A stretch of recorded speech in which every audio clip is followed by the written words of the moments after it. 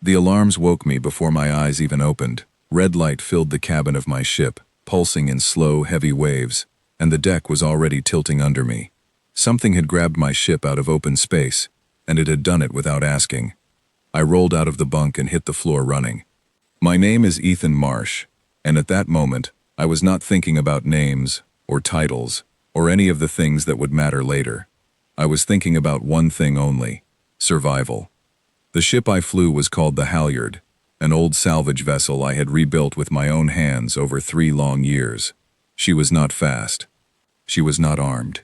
She was mine, and she was the only thing standing between me and the cold nothing of deep space. When I reached the cockpit, the front screen showed a shape I did not recognize, a long silver hull cutting through the dark like a blade, and it was closing fast. I tried the engines. Nothing responded. Whatever had caught me, it had already reached into my systems and shut them down from the outside, the way a hand closes around a fly before the fly even knows it has been caught. I had exactly 11 seconds to decide what kind of man I was going to be in this moment, and I chose to be calm. Panic never won a single fight in my life, and it was not going to start now. The silver ship locked onto the halyard with a beam of pale light, and I felt my whole vessel shudder as it was pulled forward, inch by inch, toward an open hangar bay glowing on the enemy hull. I had no weapon on board that could stop this. I had no trick left to try. All I had was myself, and years of experience that these strangers could not possibly understand yet. The halyard was dragged inside the larger ship, and the doors closed behind me with a deep metal groan, sealing off the stars completely. Silence followed. A silence so complete that I could hear my own heartbeat in my ears. Then the outer hatch of my ship hissed open from the outside, without my permission, without any code I had given, and cold air rushed in, carrying a strange sweet smell I had never breathed before. 4 figures stepped through the mist. They stood taller than any person I had ever seen, with narrow shoulders, pale blue skin, and eyes that caught the light like glass. They wore armor polished so bright it looked more like jewelry than protection, plates carved with patterns that seemed designed to impress rather than defend. I understood immediately that these were not soldiers who had ever seen a real fight. Their armor was made for parades, not survival. One of them raised a small device and pointed it at me. A voice came out of it, flat and mechanical, speaking words I somehow understood a moment later as the device adjusted to my language. "You are trespassing in threshold space," the voice said. "You will be taken for judgment." I did not answer right away. I have learned that silence often says more than words, and it also buys time to think. I raised my hands slowly, palms open, showing I carried nothing dangerous, though I knew that in truth, I was the most dangerous thing on that ship, and they had no idea. They bound my wrists with a thin band of light that felt warm against my skin, more like a bracelet than a chain, and led me out of my ship into a hallway so bright and clean, it looked like it had never been touched by dirt or blood or fear. Every surface gleamed. Every corner curved instead of turning sharp. It was a hallway, built by people who had forgotten that danger existed. As they walked me forward, I studied everything. That is another habit from my old life, one I never lost. Count the exits, watch the hands, notice who is nervous and who is not. The 4 guards around me were relaxed, almost bored, chatting quietly to each other in their own language, as if escorting a prisoner was no different from carrying cargo. That told me something important. Wherever I was going, the people there had not faced a real threat in a very long time. We passed through a wide chamber filled with screens showing star maps and glowing numbers I could not read. Workers in soft gray robes moved between them, pausing only briefly to glance at me with wide, curious eyes, before returning to their tasks. One of them whispered something to another, and though I could not understand the words, I understood the tone. Fear mixed with wonder, like children who had just heard a story their whole life, and were suddenly staring at a piece of it come to life. A guard beside me, the tallest of the 4, finally spoke directly to me in halting words, shaped by the same translation device. "Human," he said, testing the word like it tasted strange in his mouth. "We were told your kind was gone. A dead world. A story parents tell to frighten young ones before sleep." I looked at him and said nothing, but inside, something cold and steady settled over me. A dead world. A bedtime story. That was what they believed about us. That was the shape of the lie that had traveled across the stars, long before I ever did. Let them believe it a little longer, I thought. Belief like that has a way of breaking all at once, and it breaks hardest on the people who trusted it the most. We reached a set of tall doors carved with images of ships and crowns and figures raising their arms in victory. The doors opened without anyone touching them, sliding apart smoothly, revealing a massive open space, beyond that stretched so far I could not see the far wall clearly. This was no simple guard station. This was the edge of something much larger, something built to hold crowds, ceremonies, spectacle. Rows of seats rose up on either side, empty for now, but shaped in a way that told me they would not stay empty for long. In the center of the open floor stood a raised platform, polished stone catching the light from high windows above. It looked less like a court of judgment and more like a stage. The guards led me across that open floor, my footsteps echoing louder than I expected in the silence. I felt eyes on me from balconies above, servants and officials pausing their work to watch the strange creature being walked through their world. I kept my head level and my shoulders steady. Whatever waited for me next, I was not going to give them the satisfaction of seeing fear on my face, because fear was not what I felt. What I felt was something closer to recognition. I had seen places like this before, long ago, in a different form, on a different world, back when my own people still believed that strength meant performance instead of survival. I remembered how that belief had nearly destroyed us. I remembered exactly how expensive that lesson had been to learn. The guards stopped me at the base of the platform and pulled a small chair forward, gesturing for me to sit. I did, slowly, keeping my bound wrists resting on my knees, watching everything around me with the same careful attention I had used since the moment the alarms first woke me. A door at the far end of the chamber opened, and a new figure entered, dressed differently from the guards, in robes the color of deep water, carrying a thin rod topped with a glowing crystal. This one moved with purpose, unlike the curious workers, who had merely glanced at me before. This one walked like someone used to being obeyed. He stopped a short distance away and studied me for a long moment, his glass-like eyes narrowing slightly as if trying to solve a puzzle. "So," he said finally, the device on his belt translating his words a heartbeat behind his mouth. "You are the myth." I met his gaze evenly. "I am a person," I said. "That is all I have ever claimed to be." A faint sound left him, something between a laugh and a scoff. "Myths do not need to claim anything," he said. "They simply grow larger the longer no one looks closely at them. You, however, we will look at very closely indeed." He turned to the guards and issued a string of instructions I could not follow, though I caught the tone of command in it easily enough. Two of the guards stepped forward and lifted me by the arms, guiding me toward a side chamber built into the wall of the great hall, small and windowless, lit by a single soft light in the ceiling. Before they sealed the door, the tall guard who had spoken to me earlier paused and looked back, his strange eyes studying my face one more time. "Rest if you can, human," he said, almost gently, almost like a warning meant kindly. "Tomorrow you meet the princess. She does not often show interest in prisoners. You should be honored."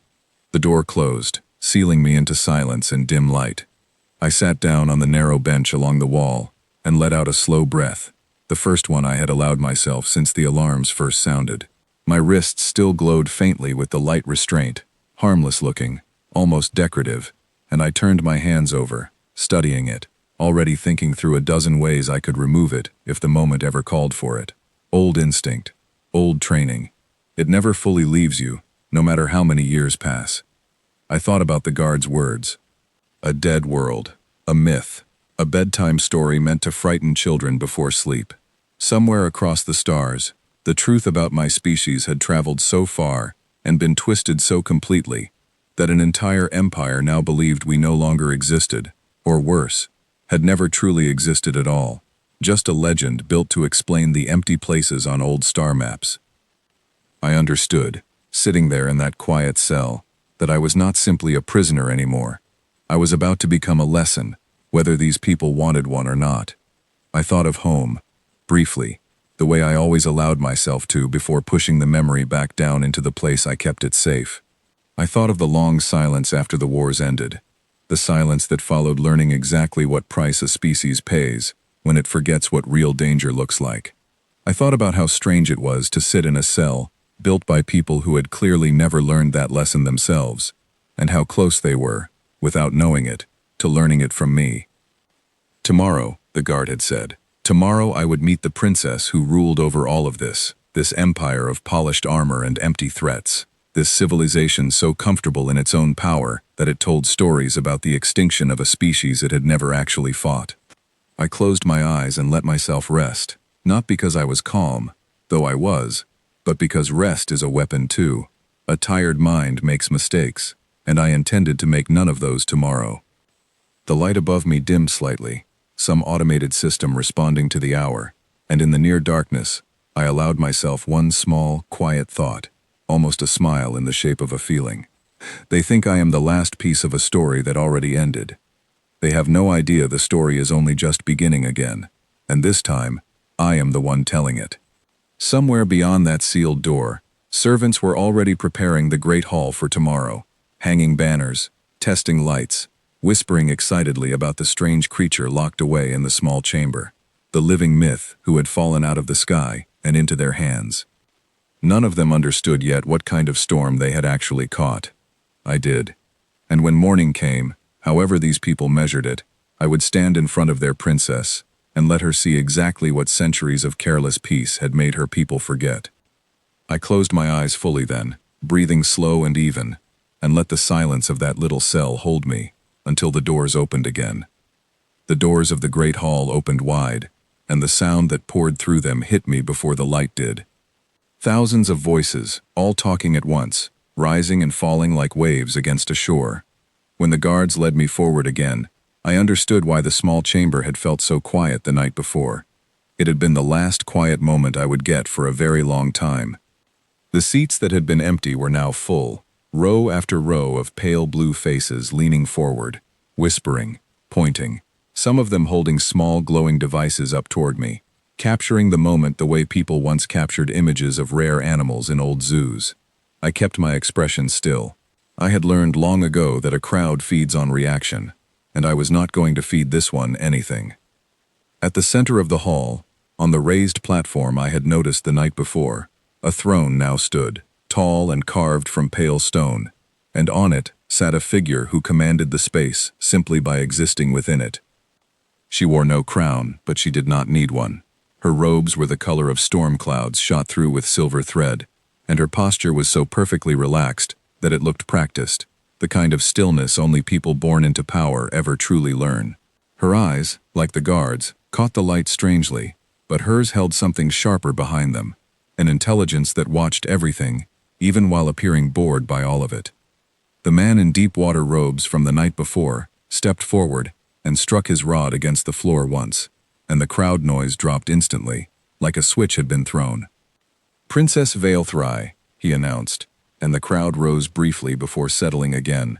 "Presents to you the creature recovered near the outer boundary, believed extinct, believed myth, now proven otherwise." A ripple of murmurs moved through the seats. The princess did not rise. She simply studied me from her throne, her head tilting slightly, the way someone studies an object in a shop window they had not expected to actually find in stock. "So," she said, and her voice, even through the translation device, carried an easy confidence that filled the entire hall, without her raising it at all. "This is the thing my ancestors used to frighten children with." Soft laughter rippled through the crowd. I did not laugh, and I did not look away from her either. "I am not a thing," I said.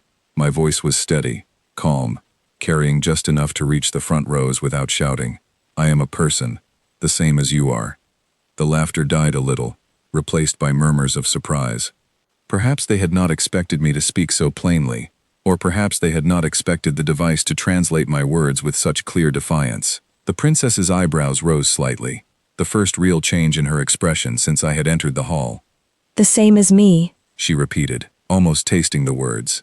She rose from her throne then, moving down the few steps toward the platform's edge with unhurried grace, every eye in the hall following her. She stopped a short distance from where I stood, close enough that I could see the fine detail in her robes, the small crystals woven into the fabric that caught the light and scattered it like dust. "Tell me, human," she said, walking slowly around me the way one might walk around a piece of furniture being considered for purchase. "What exactly does the same as me mean, coming from something that crawled out of a broken little ship with no weapons, no shields, and no fleet standing behind it? My people have not lost a war in 800 years. We settled our disagreements long ago through combat that proves strength without needless waste. It is elegant, it is fair, and it has kept the peace across 1,000 systems." She stopped in front of me again, meeting my eyes directly now. "You, on the other hand," she continued, "are the last surviving fragment of a species that supposedly destroyed itself. A cautionary tale, and now here you sit, in chains, in front of me, proving that even the stories were generous in their description of your kind." The crowd laughed again, louder this time, encouraged by her tone. I let the sound wash over me and fade before I answered. "You know nothing about what happened to my species," I said quietly, but the hall was quiet enough now that my words carried easily. "And you know even less about what is still standing because of it." Something flickered behind her eyes, gone almost as quickly as it appeared. "Careful, human," she said, her voice cooling slightly. "I have been generous with my patience so far." I decided, in that moment, to test something. Not out of pride, though I understood how it might look that way to everyone watching. I tested it because I needed to know exactly how deep the ignorance in this hall truly ran, and how much danger these people were actually standing in without realizing it. "Then let me be generous back," I said. "I will give you a warning, princess. One honest warning, and you may do with it whatever you wish. Whatever story you were told about my people, whatever bedtime tale explained our disappearance, I promise you the truth is far worse than the fiction. We did not vanish because we were weak. We vanished from your maps because we stopped needing to be seen by people like you at all." Silence fell across the hall, thick and uncertain.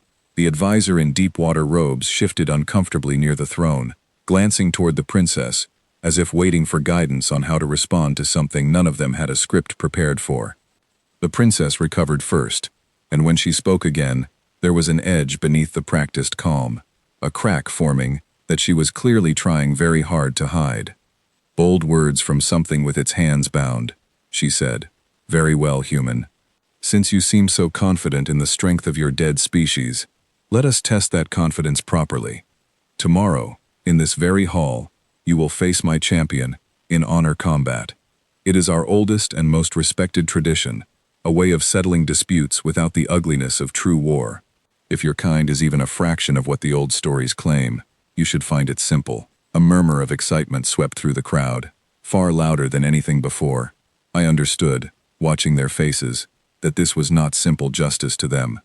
This was entertainment, a show they had been waiting years to see, the return of a myth turned into a public spectacle. The princess leaned closer, lowering her voice slightly, though the translation device still carried it clearly to me alone. "You won't last a minute, human," she said, and there was something almost gentle in the way she said it. The kind of gentleness people show when they truly believe they are looking at something already defeated. It is not cruelty. It is simply fact. My champion has never lost. He has faced warriors from a dozen worlds far stronger, far larger, than you appear to be. Whatever legend your species left behind, legends do not survive first contact with reality." I looked at her for a long moment, and I felt something settle in my chest, quiet and certain. The same feeling I remembered from long ago, standing in rooms not so different from this one, listening to people who had never truly suffered, explain with total confidence exactly how suffering worked. "I have one question for you, princess, before I go wherever you intend to send me next," I said. She tilted her head slightly, curious despite herself. "Ask it." "Do you know why my species stopped fighting each other?" I said. "Why we stopped holding contests like the one you are so proud of? Why we buried that entire idea and never dug it back up?" The hall was silent, waiting.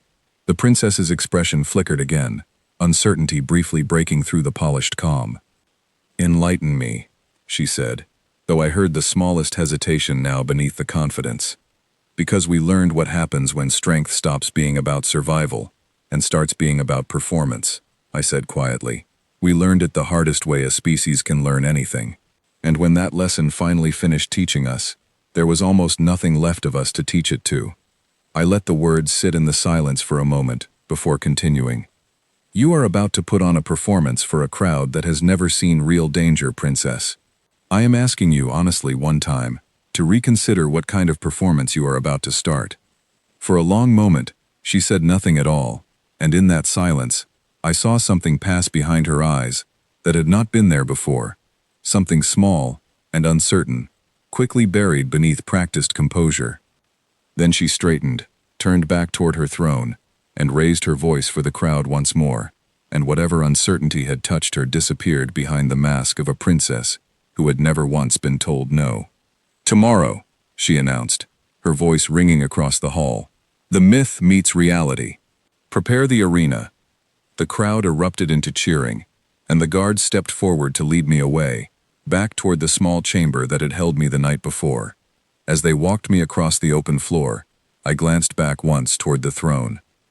The princess was watching me go, and for just a moment, before she caught herself and looked away, I saw it clearly on her face. Not confidence. Doubt. Good, I thought, as the doors closed behind me once more, sealing me back into quiet darkness. Hold on to that doubt, Princess. Tomorrow, you are going to need it. They left me alone after that, and for the first time since the alarms had woken me on the halyard, I had nothing to do but sit with my own thoughts. The small chamber felt smaller now, the walls closer, the silence heavier, and my mind, freed from the need to watch guards or measure crowds, finally allowed itself to travel somewhere I usually kept locked away. I want to explain something now, while there is quiet enough to explain it properly, because the princess and her court believed they understood what they were dealing with, and they were not even close.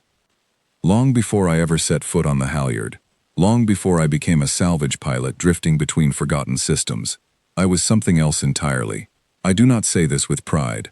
I say it because it is simply the truth, and the truth is the only thing I have ever found worth carrying with me across the years. My people, back on the world we call home, went through a period so difficult that most who were not born into it can barely imagine the shape of it. We call it, among ourselves, the collapse years, though history books eventually settled on a colder, more official name. It began not with an alien invasion or some grand galactic war, but with something far smaller and far more painful. We turned on each other.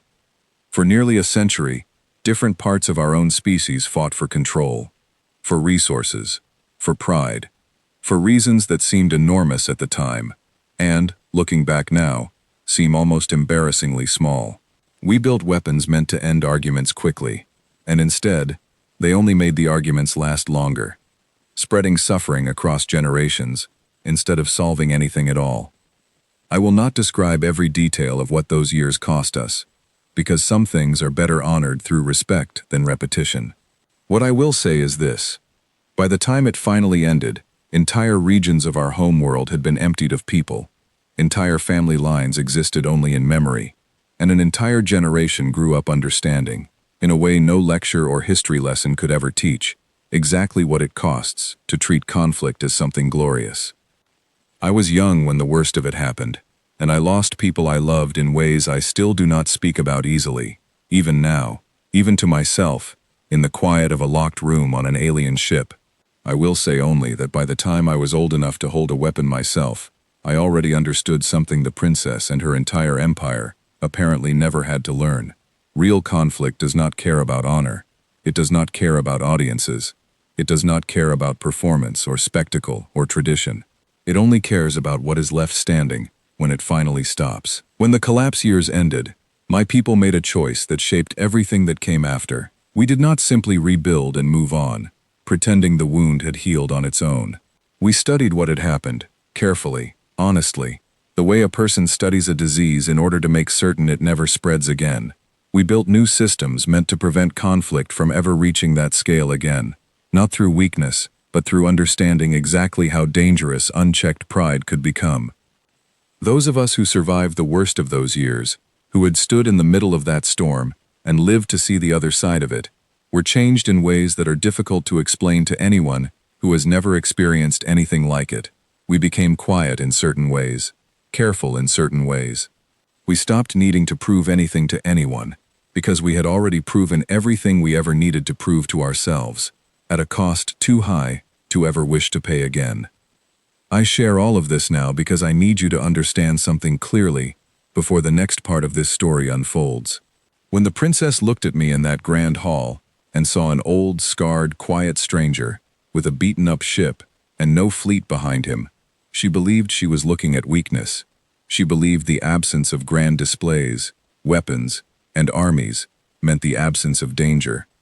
She could not have been more wrong, and the reason she could not have been more wrong is exactly the lesson my own people paid so dearly to learn. Real strength rarely announces itself. It does not need banners or crowds or polished armor.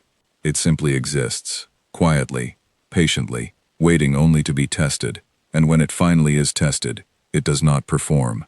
It simply survives, and it does whatever survival requires. I thought, sitting in that small chamber, about the champion I would face tomorrow. This Cargos, the guards had mentioned in passing, undefeated across dozens of honor duels. I felt no fear thinking about him, and I want to be honest about why.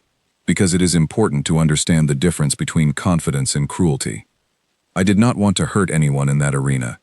I had spent most of my adult life trying very hard never to hurt anyone again if it could possibly be avoided.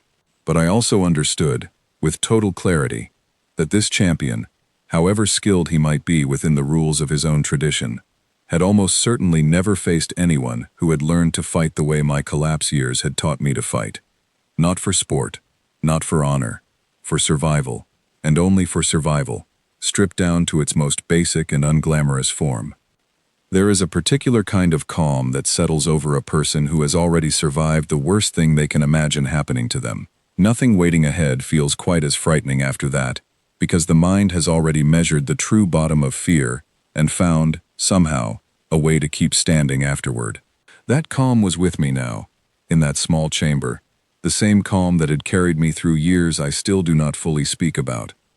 I also thought, honestly, about the princess herself, and I want to explain something else here too, because it matters for what comes later in this story. I did not hate her. I understand how strange that might sound, given everything she had said to me, given the mockery, given the casual cruelty of announcing a public spectacle built entirely around my expected defeat. But hatred requires a kind of energy I stopped spending a long time ago, on people or situations that did not deserve it. What I felt toward the princess, sitting there in the quiet dark, was something closer to a tired, uncomfortable kind of recognition. She reminded me of my own people, once, long ago, before the collapse years taught us differently. Comfortable, confident, certain that the peace surrounding them would simply continue on its own, without ever needing to be protected by anything more than tradition and ceremony. I had watched that kind of confidence break once before, in my own history, and I knew exactly how painful the breaking could be. Some very quiet, tired part of me almost wished I could spare her people from learning that lesson the same expensive way mine had learned it. Almost. But I also understood something else clearly, something I had learned the hard way and never forgotten. You cannot protect people from a lesson they refuse to believe they need. You can only stand honestly in front of them, tell them the truth as plainly as you know how, and let them choose what to do with it. I had told the princess the truth today, in that grand hall, as plainly and honestly as I knew how to say it. She had chosen spectacle instead of caution. Tomorrow, I would simply have to show her, and everyone watching, exactly what that choice actually meant. I thought about the ship waiting somewhere in this vessel's hangar bay, the battered old halyard I had rebuilt with my own hands, and felt a small, strange comfort knowing she was still nearby, even if I could not reach her yet. She had carried me through worse odds than this before, though admittedly never quite this strange. I thought, too, about the guard who had spoken almost kindly to me the night before, telling me to rest, telling me I should feel honored to meet the princess. I wondered if he had any idea what kind of history he was standing next to without realizing it. Probably not. Most people never do, until the history finally speaks for itself. I closed my eyes in the dim light of that small chamber and allowed myself, finally, fully, to rest. Not because the danger ahead was small. It was not. But because I understood something these people did not yet understand. about danger at all. The ones who survive it are rarely the loudest in the room beforehand. They are simply the ones who have already learned exactly what it costs and exactly what it takes, long before the moment ever arrives. Tomorrow, in front of a crowd who believed they were about to watch a myth finally proven false, they were instead going to watch that myth prove itself painfully, undeniably true. I let that quiet certainty carry me into sleep, and for the first time since the alarms had woken me, my rest was calm, and it was complete. I woke to the sound of the chamber door sliding open, and this time it was not the guards who entered first, but a smaller figure in plain gray robes, carrying a tray with something that resembled food, though I did not recognize a single item on it. She stopped just inside the doorway, watching me with wide, careful eyes, the same mix of fear and curiosity I had seen on the faces of the workers in the corridor the day before. "You may eat," she said quietly, the translation device clipped to her collar carrying her words a moment behind her mouth. "It will help you today." I sat up slowly and studied her. She looked younger than the guards, her robes simpler, her posture nervous rather than proud. I did not think she meant me any harm. "Thank you," I said, and something about the simple politeness of it seemed to surprise her. She set the tray down carefully and lingered a moment longer than she needed to. "They say you spoke back to the princess," she said finally, her voice barely above a whisper. "No one speaks back to the princess." I did not correct her. I only shrugged slightly, the restraint still glowing faintly on my wrists. "Someone had to," I said. She studied me a moment longer, something shifting behind her nervous expression, and then she leaned in just slightly, lowering her voice further. "Cargos has never lost," she said. "Not once. Many have died trying." I heard the warning in her words, and I appreciated it, even though it did not change anything about what I already knew I had to do. "I do not intend to die today," I told her simply, "and I do not intend to make him die either, if I can help it." She blinked, clearly not expecting that answer, and after a moment, without another word, she turned and left the chamber, the door sliding shut behind her. I ate quickly, more out of practicality than hunger, and by the time the guards returned to collect me, I felt steady, clear, and ready. They did not take me back toward the grand hall this time. Instead, they led me down a different corridor, narrower, lined with training rooms where the sounds of movement and impact echoed faintly through closed doors. We stopped outside one of them, and the tall guard who had spoken to me kindly before turned to me with an expression I could not quite read. "You will meet him now," he said, "before the arena. It is tradition, so that both sides understand exactly what they face." The door opened, and I stepped inside.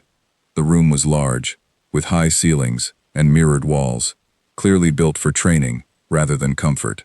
And standing at the center of it, motionless, waiting, was the largest living creature I had ever seen up close. Cargos stood well over 7 feet tall, his frame built with a kind of engineered precision that told me immediately he had not simply grown this way.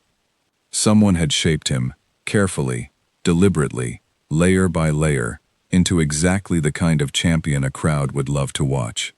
His skin held a deep gray tone, marked with pale scars, arranged almost decoratively, as if even his history of victory had been designed for visual effect, rather than left honest and rough, the way real history usually looks. He turned his head toward me slowly, and his eyes, unlike the glassy shine of the princess and her guards, held a strange dullness to them, a kind of flatness I recognized instantly, though it took me a moment to place exactly why. I had seen that look before, long ago, on people who had been pushed and shaped and trained for a single purpose for so long that very little of themselves remained beneath the surface. It was not cruelty in his eyes, it was something almost sadder than that. "Human," he said, his voice low and even, carried through his own translation device. "You are smaller than I expected." "I have heard that before," I said honestly, and something like the ghost of amusement flickered briefly across his face, before disappearing again. We stood there a moment, studying each other, two very different kinds of survivors, sizing each other up in a quiet training room, far from the noise of the crowds who would soon gather to watch us. I felt no anger toward him. I understood, looking at him, that he had likely never truly been given a choice in any of this. Bred and trained from birth, for exactly this purpose, exactly this stage, exactly this role. Why do you fight? I asked him quietly. He seemed surprised by the question, his head tilting slightly, much the way the princesses had the day before, though the expression behind it felt entirely different. It is what I was made for, he said simply, as if the answer needed no further explanation, as if the question itself had never occurred to him before. I nodded slowly, understanding settling heavily in my chest. And what happens to you if you lose? I asked.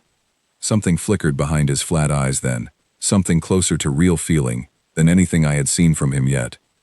I do not know, he said quietly. It has never happened. I did not answer that immediately.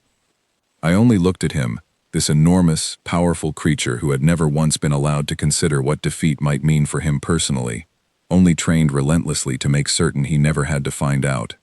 We will see what happens together, I said finally, and left it there, because there was nothing more honest I could offer him in that moment. The guards led me away after that, back through the narrow corridor, and eventually into a small chamber near the arena itself, where my own gear waited for me, recovered from the halyard, and laid out neatly on a table, as if the court had decided, almost as an afterthought, that I should at least be allowed to look the part before my expected defeat. I studied the items carefully.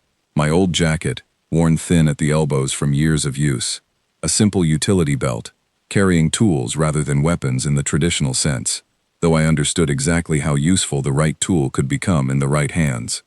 A pair of scuffed boots that had walked across more strange worlds than I could easily count anymore.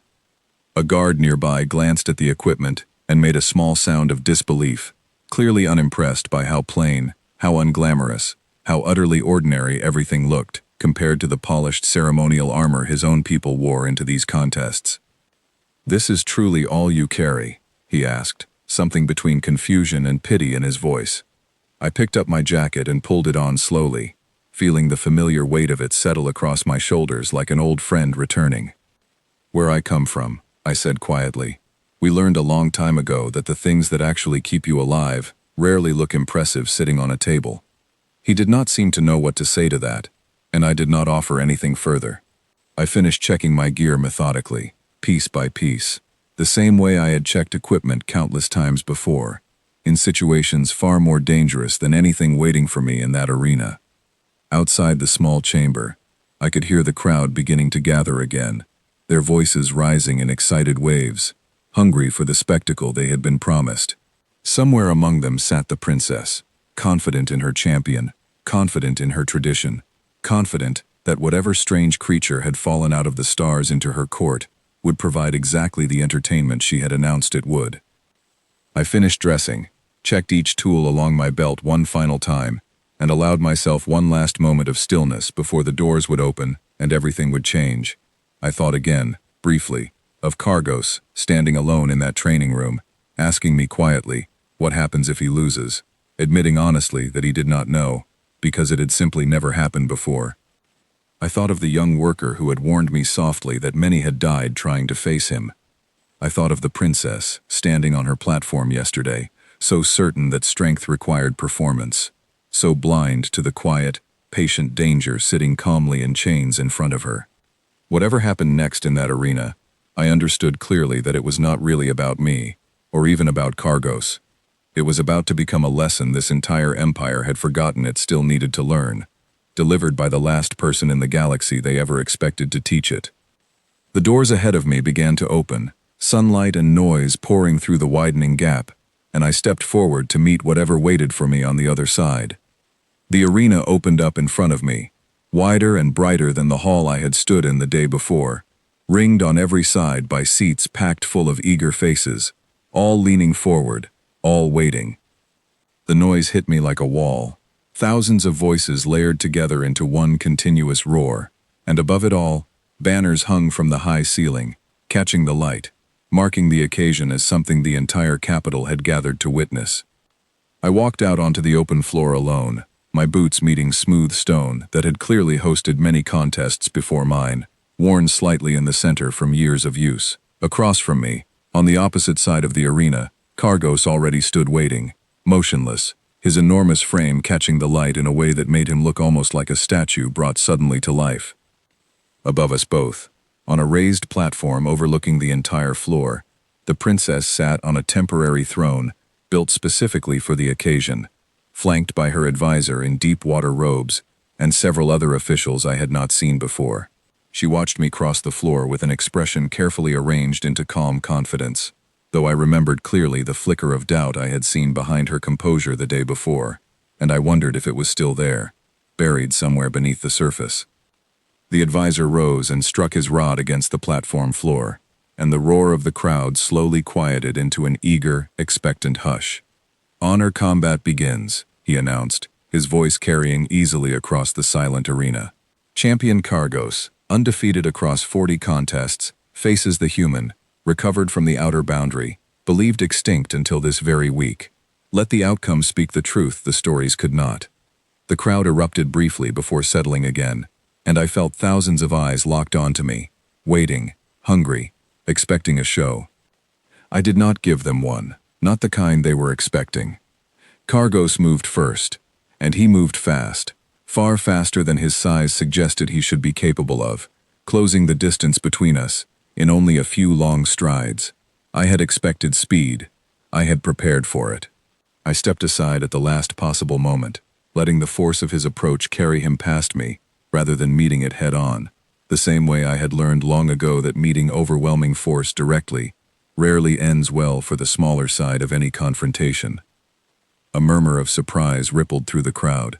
They had clearly expected the fight to end quickly, in one direction or the other, and my simple evasion was not the spectacle they had been promised. Kargos turned, recalculating, his flat eyes studying me now with something closer to genuine attention than before. He came again, more carefully this time, testing rather than rushing, and I let him test me, giving ground steadily, watching the rhythm of his movement, the patterns his training had built into him, without his ever realizing they were patterns at all. That was the thing about being trained for spectacle instead of survival. It built habits, predictable ones, movements designed to look impressive to a watching crowd, rather than movements designed purely for efficiency.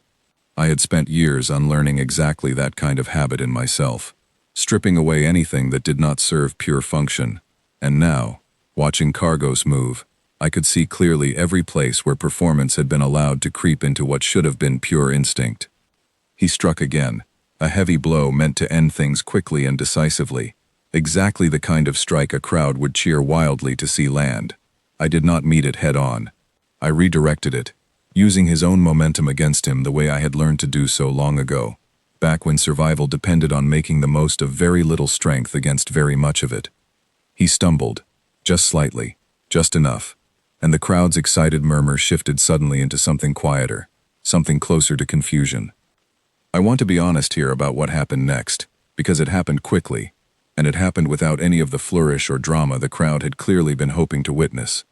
I closed the distance myself this time, something Kargos clearly had not expected, given how easily I had been avoiding him until that moment. I moved efficiently, without wasted motion, targeting exactly the places years of hard experience had taught me mattered most, and within a handful of seconds, before the crowd had even fully processed the shift happening in front of them, Kargos was on the ground, unable to rise, breathing hard, but very much alive. The arena fell into a silence so complete, it felt almost physical, pressing down on every seat, every face, every person who had gathered expecting an entirely different outcome than the one now lying quietly on the stone floor in front of them. I stood over Kargos for a moment, not with triumph, but with something closer to quiet respect, and I extended my hand toward him, offering to help him rise. He looked up at me, his flat eyes wide now with something I had not seen in them before, something that looked almost like relief. "I told you," I said quietly, only loud enough for him to hear. "I did not intend for you to die today." He took my hand slowly, allowing me to help him back to his feet, and as he stood, unsteady but whole, a low murmur began building through the crowd, uncertain at first, then growing steadily louder, confusion mixing rapidly with something closer to alarm.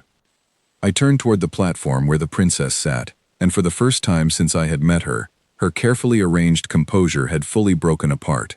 She stood frozen, staring down at the arena floor, at her undefeated champion standing shaken, but alive beside the very creature her entire court had confidently promised would not last a single minute against him. The silence stretched on, and in it, I understood clearly that something important had just shifted, not only for me, not only for Cargos, but for every single person watching from those crowded seats, every person who had walked into that arena today, absolutely certain of exactly how the story would end. They had been wrong, and now, for the first time in longer than most of them could probably remember, this entire empire was about to learn what it actually felt like to be uncertain about something they had always assumed was simple. I looked up at the princess one final time before the guards began moving toward the arena floor, and I saw it clearly on her face now, plain and unmistakable, the same thing I had glimpsed briefly the day before, except now it had grown far too large for her to hide behind composure any longer. Not confidence. Fear. And beneath that fear, quietly beginning to take shape, something that looked very much like the first honest respect she had ever shown me. The guards reached us first, moving quickly to help Cargos steady himself, though their eyes kept flicking toward me with a caution that had not been there the day before. I did not move against them. I simply stood where I was, waiting, watching the platform above where the princess had finally found her voice again, though it no longer carried the easy confidence it once had. "Silence!" the advisor called out, striking his rod against the platform floor again, though it took several attempts before the roaring crowd finally quieted enough for him to be heard clearly. The princess descended from her platform slowly, her steps far less graceful than they had been the day before, and crossed the arena floor until she stood directly in front of me. Up close, I could see the effort it took her to hold her expression steady, the way her hands pressed tightly together in front of her, the way her eyes kept darting briefly toward Cargos before returning to me. "This changes nothing," she said, though her voice lacked the certainty it had carried before. "One contest does not undo 800 years of tradition." "I understand that," I said quietly. "I am not here to undo your tradition, princess. I am here because I made you a promise yesterday, and I intend to keep it."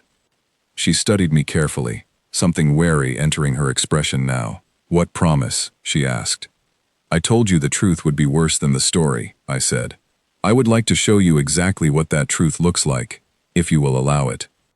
A murmur swept through the surrounding crowd, still watching closely despite the distance, straining to hear whatever conversation was unfolding at the center of their arena. The princess hesitated, glancing briefly at her advisor, who offered no guidance, clearly as uncertain as she was about what was happening. Finally, she gave a small, stiff nod. "Show me," she said. I reached carefully into the utility belt at my waist, moving slowly enough that the nearby guards did not react with alarm, and withdrew a small device I had carried with me since long before the alarms ever woke me on the halyard. It was old, worn smooth from years of handling, a simple projector I had kept not out of sentiment exactly, but out of the same careful instinct that had kept me alive through countless strange situations before this one. I never knew when the truth might need to be shown, rather than simply spoken. I activated it, and a soft blue light rose into the air above the arena floor, resolving slowly into moving images, recordings passed down through generations of my people, carefully preserved, not to glorify what had happened, but to make absolutely certain it was never forgotten or repeated. The images were not graphic. I had made certain of that long ago, understanding that suffering does not need to be displayed in detail to be understood clearly. Instead, the recordings showed something quieter and, in its own way, far more powerful. Empty cities where millions once lived, long lists of names scrolling slowly across the sky, family lines that ended abruptly and never continued, elderly survivors, speaking calmly, honestly, about lessons paid for, at a cost none of them ever wished to pay again. The crowd around the arena had gone completely silent now, every eye fixed upward at the floating images, and I saw, even from a distance, expressions shifting across thousands of faces, curiosity slowly giving way to something heavier, something closer to understanding. "This is what happens," I said quietly, my voice carrying easily through the silent arena, "when a people forgets what real conflict costs, and starts treating strength as something to be performed, instead of something to be respected. My species did not disappear because we were weak, princess. We disappeared from your maps because after the collapse years ended, We chose quiet survival over loud spectacle. We chose to remember, carefully, permanently, exactly what our own pride had cost us. The princess stood beside me, watching the images with an expression I had not seen on her before, something raw beneath the composure she usually wore so easily. I did not come here to threaten your empire, I continued, and I do not intend to now. I am not interested in conquest, or revenge, or proving anything more than what I have already shown you today. I am simply asking you, honestly, to look carefully at what you saw in that arena, and to understand that the story you were told about my people was wrong, not because we were dangerous the way villains in old tales are dangerous, but because real survival rarely looks the way spectacle expects it to. The images slowly faded, the blue light dimming until it disappeared completely, and silence held the arena for a long, heavy moment afterward.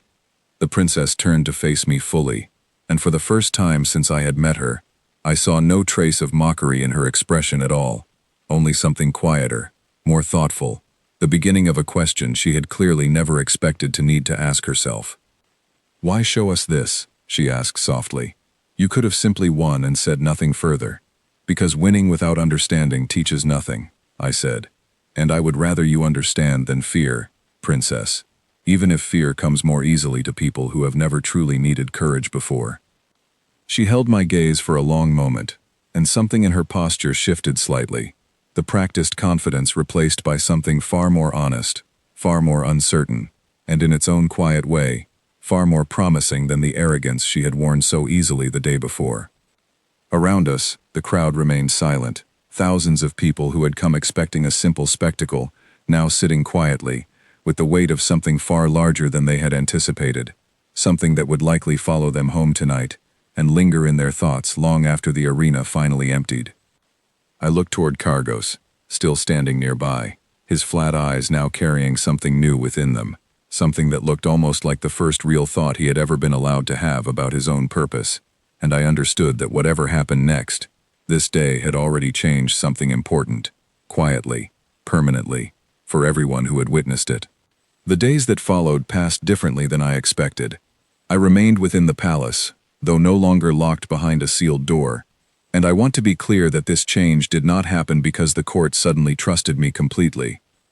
It happened because the princess, to her credit, chose to spend those days asking questions instead of issuing orders, and questions, I have learned, are always a better beginning than certainty.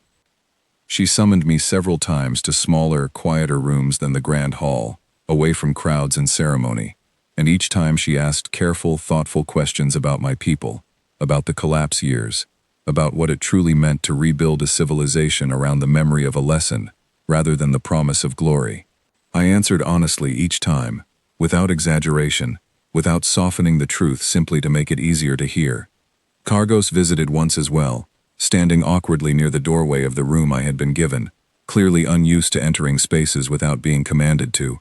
He did not say much, but before he left, he told me quietly that for the first time in his life, someone had asked him what he wanted, rather than simply what he was made for.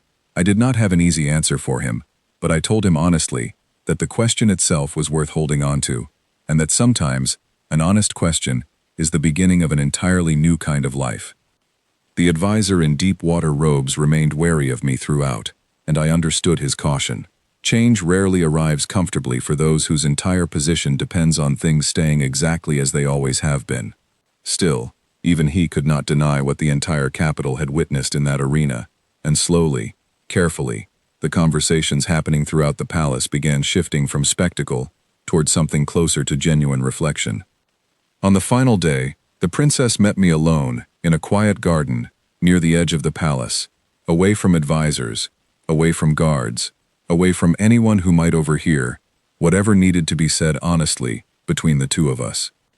"I have spoken with my council," she said, standing beside a tall, flowering plant that caught the pale afternoon light beautifully, though her attention remained fully on me rather than the garden around us. "We have agreed to release you, along with your ship, and to establish a formal agreement of peace between your people and mine, should any others of your kind ever be encountered again." I nodded slowly, feeling something quiet and grateful settle in my chest. "Thank you," I said simply. She studied me for a long moment before speaking again, and when she did, her voice carried none of the mockery I remembered from our first meeting, only something far more honest. "I called you a myth," she said quietly. "I told you that you would not last a minute against my champion. I said those things because I genuinely believed them, not out of cruelty, but out of a comfort I had never once questioned in my entire life." "I understand," I said. "Comfort has a way of feeling like certainty, until something finally arrives to test it." She nodded slowly, her eyes distant for a moment, as if turning something over carefully in her thoughts.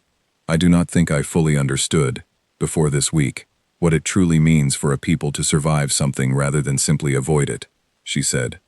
"I think I understand a little better now." "That understanding is worth more than any duel," I told her honestly. "I hope your people hold on to it longer than mine, needed to lose everything first."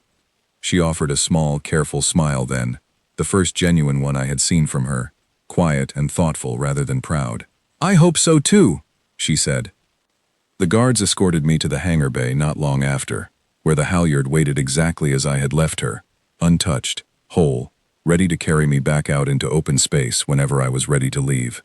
I ran my hand briefly along her worn hull as I boarded, feeling the familiar comfort of something built and rebuilt entirely with my own hands.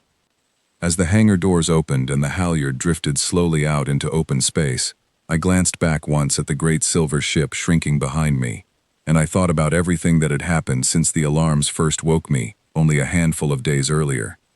I thought about the guard who had told me, almost kindly, that I should feel honored to meet the princess. I thought about the young worker who had warned me softly about Cargos, clearly expecting to never see me again.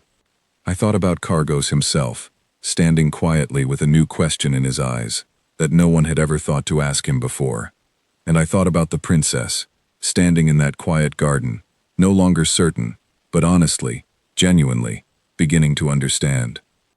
I do not know what will happen next, out among the stars, now that word of a living human has surely begun spreading beyond that single system. I do not know how many other worlds still tell the same comfortable, careless stories about my species being nothing more than an old myth, a bedtime tale meant to explain away the empty spaces on ancient star maps. What I do know is this: wherever those stories travel next, they will need to travel a little differently now, carrying a small, quiet truth alongside them that a princess once learned the hard way, standing in front of an arena full of people who believed they already understood exactly what danger looked like. We did not disappear because we were weak.